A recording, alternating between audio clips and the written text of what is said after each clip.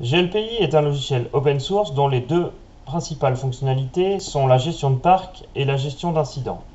Ici, nous sommes sur la page d'accueil, la mire de login, donc connectons-nous au logiciel. Nous nous retrouvons donc sur la page d'accueil qui regroupe un certain nombre d'éléments me concernant. Ici, mes tickets à clore, mes tickets en cours, mes tickets à traiter. Selon les différents droits sur l'application, d'autres menus peuvent être disponibles, comme ici la vue groupe, me permettant de voir les tickets de mes groupes, une vue globale, me permettant de voir un résumé des différents tickets de l'application, et d'autres menus moins importants. Le premier menu est, comme son nom l'indique, le menu parc, permettant la gestion de parc. Ce menu regroupe la vue des ordinateurs, des moniteurs, des logiciels, des matériels réseau, des périphériques, des imprimantes, des cartouches et consommables, des téléphones et cartes SIM. Si je rentre dans le menu ordinateur, nous voyons ici, comme indiqué ici par ce chiffre 5, les 5 premiers ordinateurs de mon parc. Si je rentre dans une fiche d'ordinateur, voici le détail d'une fiche d'ordinateur.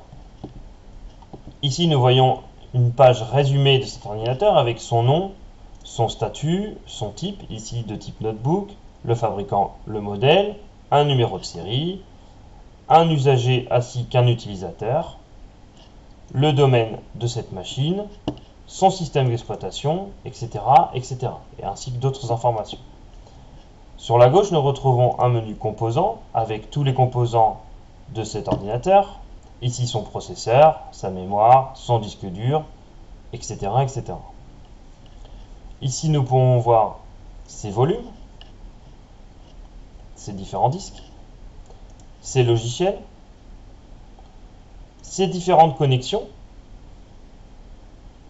ici deux périphériques, il pourrait être aussi de type moniteur ou souris, clavier, etc., etc. Les différents ports réseau de cet ordinateur, ici les cartes Wi-Fi, les cartes Ethernet, des informations de gestion qui elles forcément ne sont pas automatiques mais peuvent être attachées au poste, fournisseur, numéro de commande, etc., etc., des informations financières et administratives, des contrats dont nous reviendrons plus tard.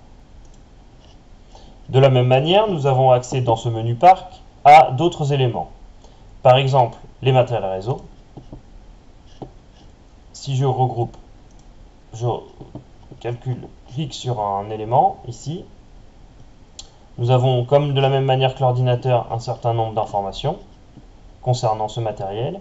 Et surtout intéressant, nous avons la liste de ces ports réseau. Ici, c'est un switch avec tous les regroupements, tous les attachements à ces ports des différents matériels.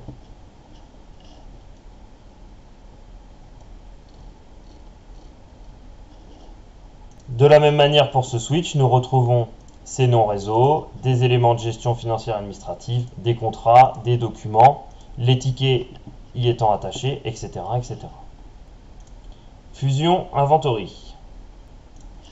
La remontée dans GLPI des ordinateurs peut être faite, comme nous l'avons vu, de façon manuelle, à savoir nous entrons les différents matériels manuellement ou par rapport CSV dans le logiciel. Mais le grand intérêt de GLPI, couplé au plugin Fusion Inventory, est la remontée automatique. Fusion Inventory, que nous retrouverons ici dans le menu Plugin Fusion Inventory, nous permettra d'installer des agents sur les différents parcs de notre matériel, différents ordinateurs de notre parc, afin d'avoir une remontée automatique des PC dans la partie parc ordinateur. De la même façon, les agents nous permettront de découvrir le réseau afin de remonter les différents matériels actifs comme les matériels réseau, les imprimantes, essentiellement les matériels réseau et les imprimantes.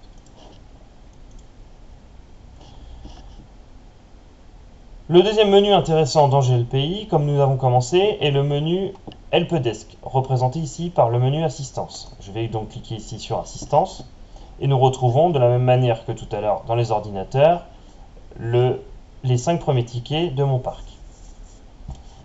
Ici avec un numéro d'identification, un titre à ce ticket, un statut, une date d'ouverture, etc., etc. Un demandeur qui est la personne qui a l'incident. Si je rentre dans un ticket, nous verrons ici que la date de création de ce ticket, qui a créé ce ticket, si c'est un type d'incident ou un type de ticket de type demande, un statut, une urgence, ensuite qui est le demandeur de ce ticket. Ici, le ticket n'est pas encore attribué, donc son statut est en nouveau. Un titre, une description. Le deuxième onglet, ensuite nous trouvons l'onglet suivant, traitement du ticket, qui lui nous permettra d'effectuer un certain nombre d'actions sur ce ticket. Effectuer un suivi permettant de poser une question au demandeur, déclarer une tâche sur ce ticket permettant de déclarer du temps à produire ou déjà produit permettant la résolution de ce ticket, de lier un document à ce ticket et d'apporter une solution à ce ticket.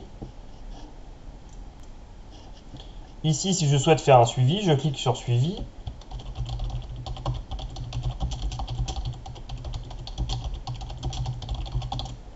Je tape un suivi à destination du demandeur. Et je l'enregistre. Ici, le demandeur recevra par mail cette question et pourra me répondre afin de pouvoir clôturer l'incident. Une fois la solution du ticket effectuée, je vais dans l'onglet Solution. Votre problème a été résolu. Merci. Je sauvegarde ma solution. Ainsi, si je retourne dans l'onglet Ticket, mon ticket est maintenant résolu. Pour qu'il passe à l'état clos, il suffira maintenant que le demandeur valide ma solution. Enfin, pour faire un bref aperçu des différents menus disponibles dans GLPI, nous avons ici l'onglet Gestion, nous permettant une gestion budgétaire de création de budget, une gestion des fournisseurs, une gestion de contacts, de contrats, de documents, de commandes. Par exemple, pour rentrer dans un de ces menus, le menu Contrat, nous permettra de créer des contrats sur lesquels nous allons mettre un certain nombre d'informations, de nom, une date de préavis, de périodicité,